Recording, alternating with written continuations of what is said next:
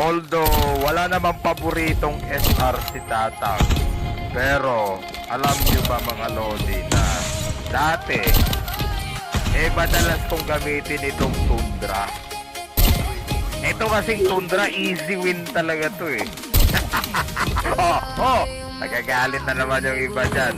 Kasi, sabi nga eh, na-nerf na daw tong Tundra eh. Parang hindi naman eh.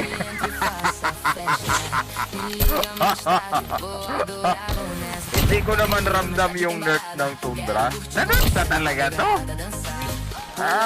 Laging namang nakaka-one hit eh. Ayan ako.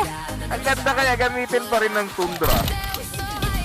Katunayan yan eh. Mas Putang ina, maganda nasa pa rin bahay, siya pre. gamitin sa Ay, dami pa. local at sa SDLQ eh. Panalo pa rin siya eh. Ewan ko, bakit nasasabing yung na-nerf? Parang wala naman akong nararamdamang nerf dito. Na-nerf ba talaga? Comment nga kayo kung ramdam nyo yung nerf ng Tundra. Parang wala naman eh. Nasa gumagamit din siguro kasi yan. Hindi ko sinasabing mahina ka ha? Pero ang sinasabi ko, depende rin siguro sa gumagamit. Malay mo, hindi mo paborito yung Tundra, di ba? Kaya hindi mo matama, di ba? Baka sabihin nyo na naman, inaasar kayo, inaasar. Hindi naman. Ano lang eh. Kumbaga, may mga ganun talaga. May mga paborito tayong mga SR, di ba?